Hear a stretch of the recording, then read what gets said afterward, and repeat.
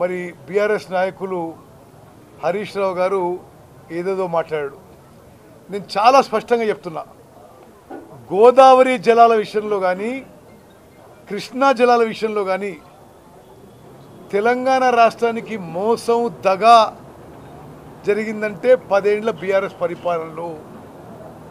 మేమున్న సుమారు 21 నెలల పరిపాలనలో కృష్ణా నదీ జలాల్లో, గోదావరి నది జలాల్లో తెలంగాణకి సరి అయిన వాటా వచ్చే విధంగా, మన నీటి హక్కులు కాపాడే విధంగా మరి గౌరవ ముఖ్యమంత్రి రేవంత్ రెడ్డి గారి నాయకత్వంలో నేను ఇరిగేషన్ మంత్రిగా మరి మన హక్కులు కాపాడే విధంగా మేము ముందుకు పోయిన విషయం తెలంగాణ ప్రజలందరూ గమనించాలి.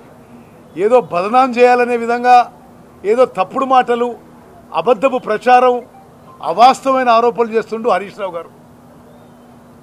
బంకచెర్ల ప్రాజెక్టుకి తెలంగాణ ప్రభుత్వం, కాంగ్రెస్ ప్రభుత్వం అందరం వ్యతిరేకం, అన్ని విధాల చర్యలు తీసుకున్నాము. మేము స్వయాన కేంద్ర ప్రభుత్వానికి వరబల్గా చెప్పినాం, లిఖితపూర్వకంగా చెప్పినాం. ఆల్మట్టి ప్రాజెక్టు ఎత్తు పెంచడానికి మేము వ్యతిరేకం.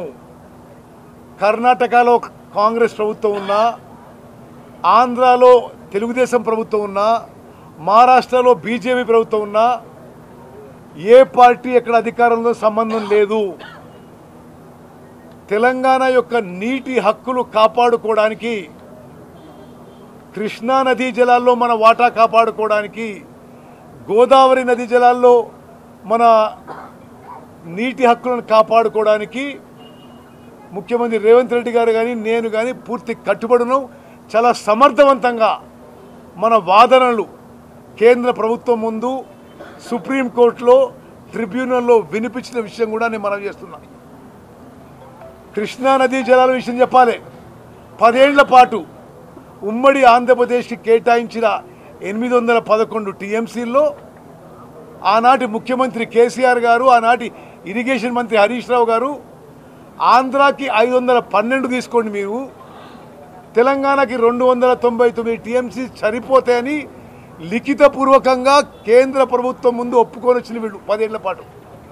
మేము అధికారంలో వచ్చిన తర్వాత ఇది మాకు యాక్సెప్టబుల్ కాదు, తెలంగాణకే ఉమ్మడి ఆంధ్రప్రదేశ్ కేటాయించిన 811 టీఎంసీలో 70% నీటిని కేటాయించాలని చెప్పి మేము సమర్థవంతంగా ట్రిబ్యునల్లో వాదనలు వినిపించినాము. స్వతంత్ర భారతదేశంలో మొదటిసారి ఒక వాటర్ డిస్ప్యూట్ ట్రిబ్యునల్ ముందు ఒక ఇరిగేషన్ మంత్రి అంటే అది ఉత్తమ్ కుమార్ రెడ్డి అని చెప్పి నేను మనవి చేస్తున్నా.